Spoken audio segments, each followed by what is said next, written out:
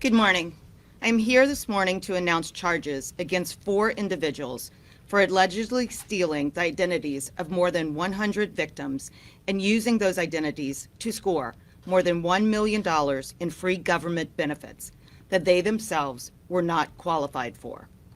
These defendants used stolen identities from victims across the country in New York, Florida, Connecticut, Kentucky, New Jersey, Pennsylvania, and here in Massachusetts. They also used the stolen identities of 6 juveniles to secure SNAP EBT benefits in Rhode Island and Massachusetts, spending tens of thousands of taxpayer dollars to purchase inventory for a restaurant in Massachusetts owned by the lead defendant, Raul Fernandez Vicioso, a naturalized citizen from the Dominican Republic. Fernandez Vicioso and his co-defendants, 2 of whom do not have legal immigration status and 1 is a green card holder, used the stolen EBT cards to purchase large quantities of expensive bulk food items, such as multiple pound packages of chicken, beef, and pork at various local wholesalers and food markets to stock their restaurant at no expense to themselves, but at considerable expense to taxpayers. As a result, they sold menu items at the restaurant at a complete profit, later wiring the fraud proceeds to individuals living in Venezuela and the Dominican Republic, among other places. The state of Rhode Island picked up on the fraud in June of 2024, when they identified SNAP EBT applications for 117 people, all of whom purported to be living in just 2 apartments in Providence. Rhode Island also discovered that many of the victims' identities also received SNAP benefits here in Massachusetts, based on information through data shared among the states. In June 2024, Rhode Island contacted the Massachusetts Department of Transition Assistance, DTA, to request additional information. Massachusetts DTA identified more than $115,000 in fraudulent SNAP benefits administered to the stolen identities that were also used to steal SNAP benefits in Rhode Island. All of the stolen identities were used by the defendants charged today to steal from American taxpayers.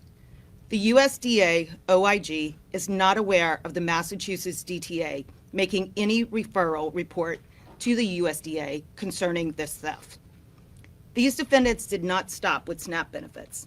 Not only did they steal more than $400,000 in SNAP benefits, they also stole over $700,000 in pandemic unemployment assistance from state agencies in Massachusetts, New York, Pennsylvania, Ohio, and Nevada.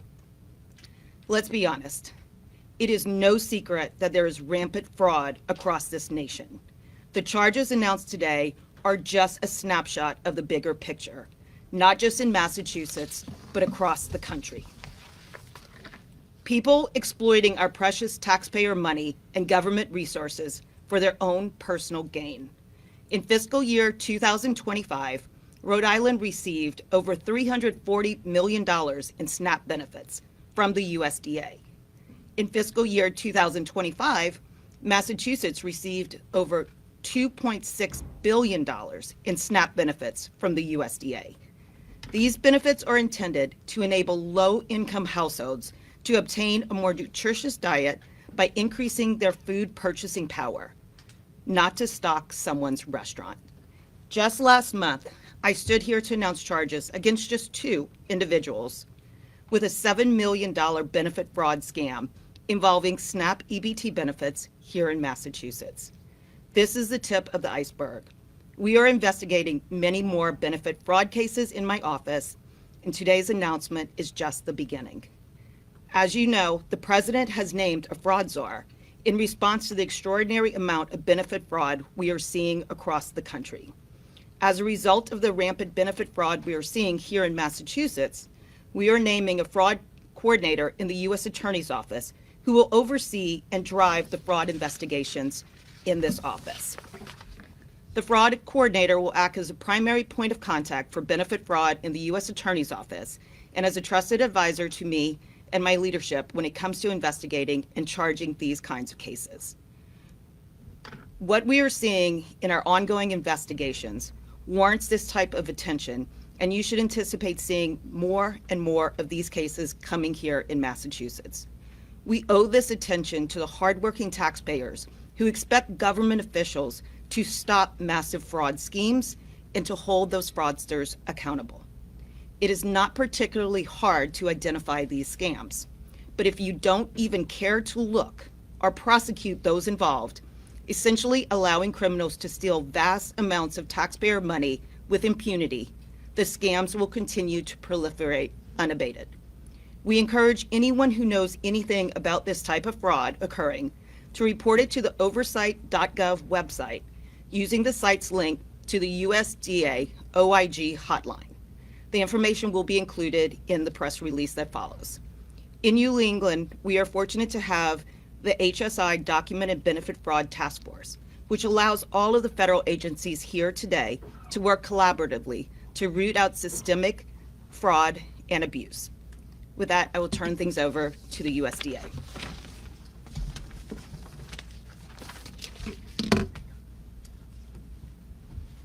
Good morning. My name is Sharmika Parker. I'm the Special Agent in charge for U.S. Department of Agriculture's Office of Inspector General here in the Northeast region.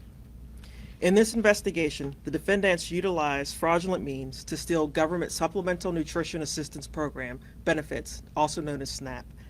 SNAP fraud remains to be an investigative priority for USDA OIG, and we will continue to help deliver justice to protect taxpayer dollars.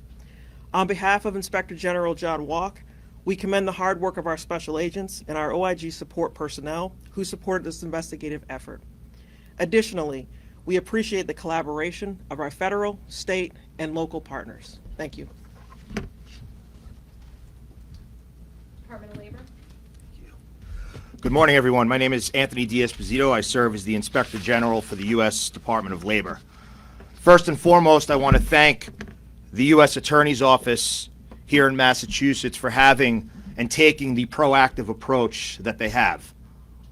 It's no secret that many of these cases have been presented to U.S. attorneys throughout the country in the last 4 years and have been ignored.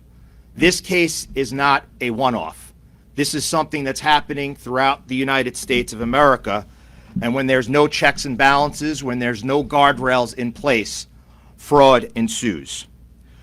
I would like to thank from the Department of Labor Inspector General's Office our Special Agent in Charge, Malone, and ASAC Roberts for their leadership on this case. When Raul Fernandez takes his sentence today, it's over $1 million. $750,000 of that was a U.S. labor program in the pandemic unemployment assistance. The work that our agents are doing, collaborating with others, inspectors general, as well as the U.S. Attorney's Office, is critical. And what is clear is that this, as the U.S. Attorney said, is just the beginning. I know when I speak for the Department of Labor Inspector General, we will come to every state. We don't care whether it's blue or red. Where there's waste, fraud, and abuse, we will root it out. The case title and actually the name of the restaurant was El Primo. For most of us probably know that in the Hispanic language, I'm half Puerto Rican, but primo means cousin or family. What the defendants in this case realized or thought was that the American people was their family and taking away from the vulnerable population. And I'm so thankful to work with partners up here and, of course, the leadership of the U.S. Attorney to hold them accountable and to let the American people know that, once again, this is just the beginning. Thank you. HSI.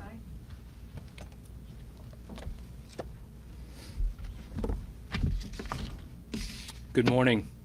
My name is Michael Kroll. I'm the Special Agent in charge of Homeland Security Investigations here in New England. First, just want to say thank you to our partners, whom I share the stage with, U.S. Attorney Foley. The partnership, the work continues. It never stops for us. We are committed to that. As U.S. Attorney Foley said, HSI's Document and Benefit Fraud Task Force brings together multi-agency partners to disrupt and dismantle large-scale fraud networks. And today's arrest proves that. HSI remains committed to rooting out fraud and holding those criminals accountable. As you see in the news, our fraud investigations are widespread. I commit to you that HSI special agents across this country and across the world will pull every thread and leave no stone unturned until justice is served. Thank you very much for your time. ARS?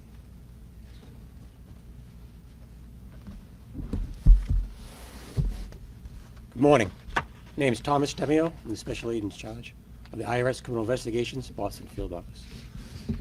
I would like to begin first by thanking U.S. Attorney Leah Foley for having the press conference today.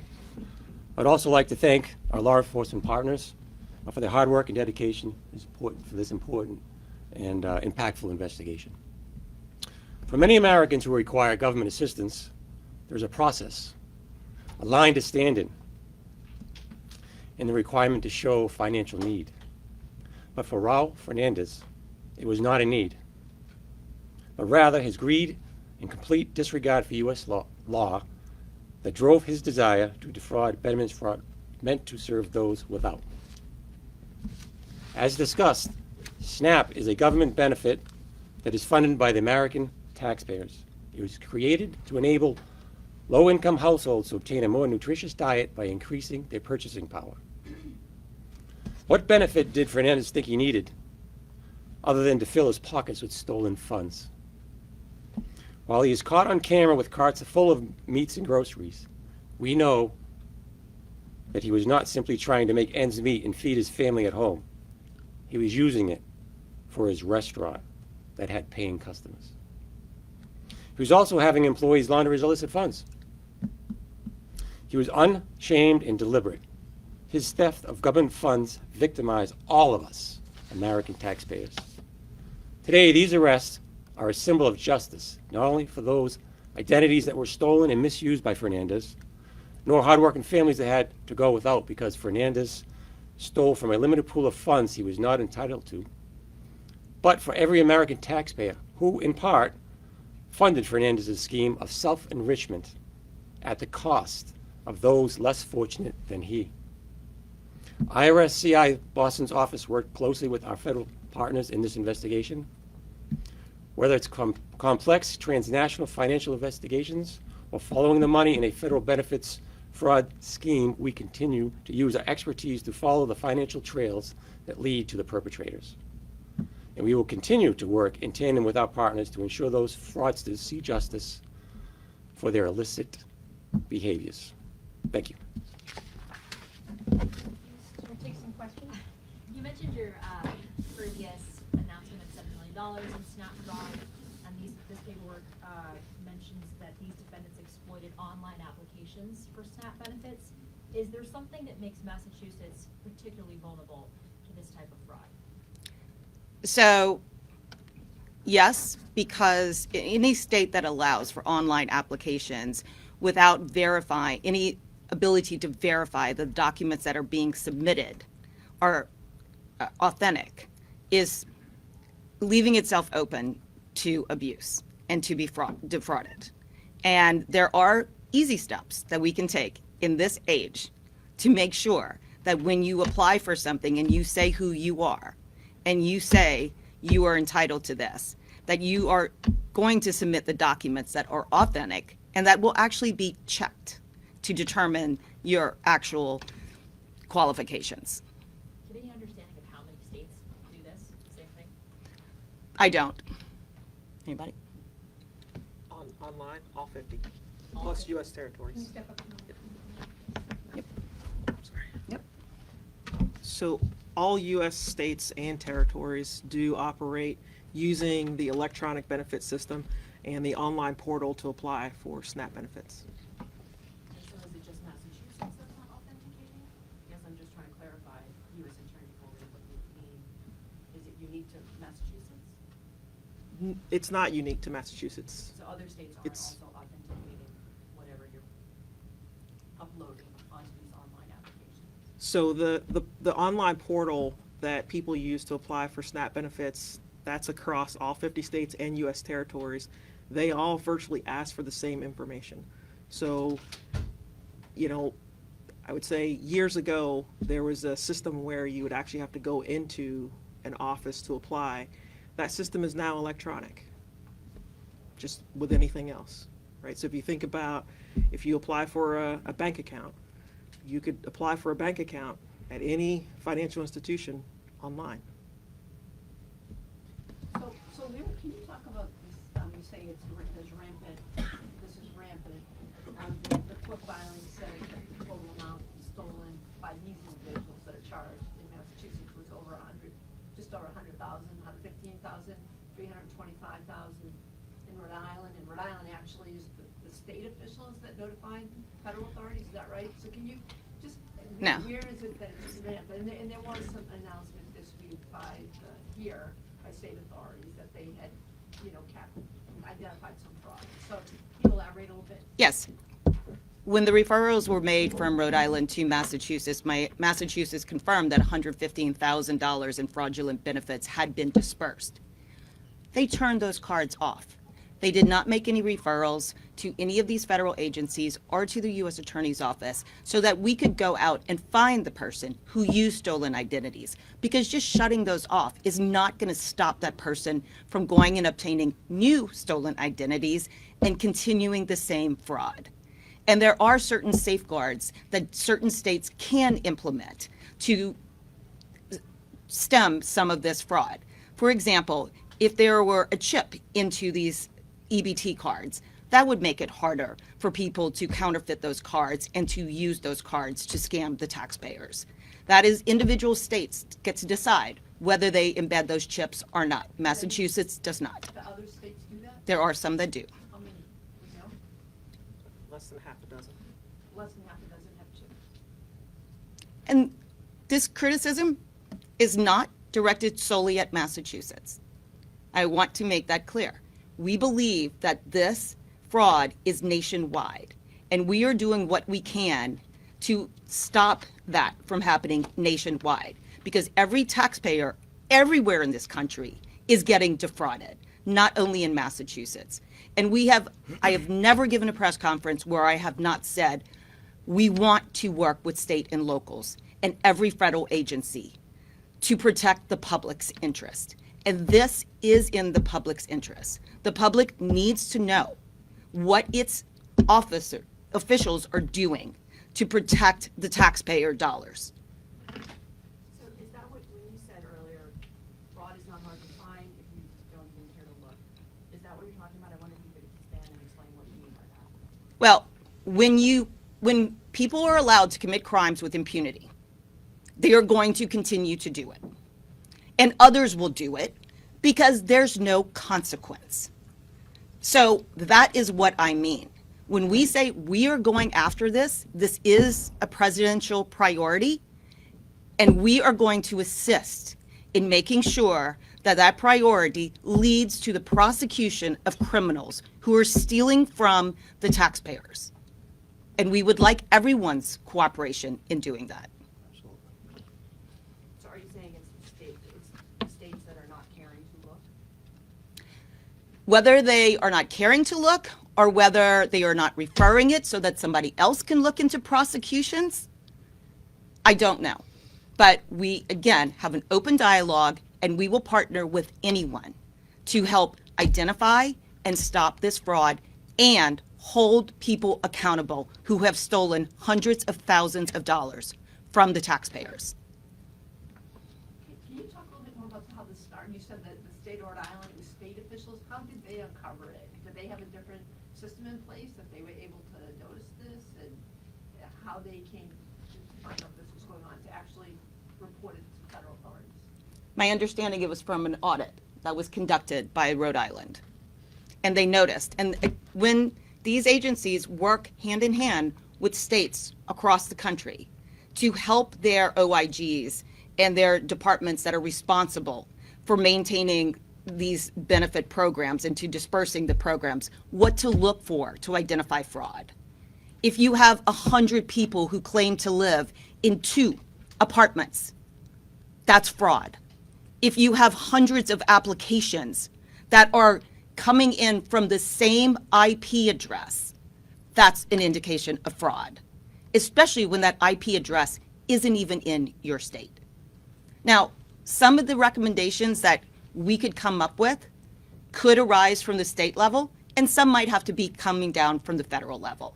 Whether states should be required to share their data enrollees with each other to make sure that duplicative applications aren't coming in from multiple states. The affidavit refers to a victim who is in Massachusetts, who has a young child, who had SNAP benefits, and then had trouble getting SNAP benefits because someone had stolen her identity and applied for SNAP benefits somewhere else. Collectively, as a nation, we should do whatever we can to stop that from happening. Massachusetts U.S. Attorney released the results of an audit she did last week, saying $12 million in public benefit fraud in fiscal year 25. Have you been in contact with her about working collaboratively? Are you talking about the Massachusetts State Auditor? Obviously, the auditor, not U.S.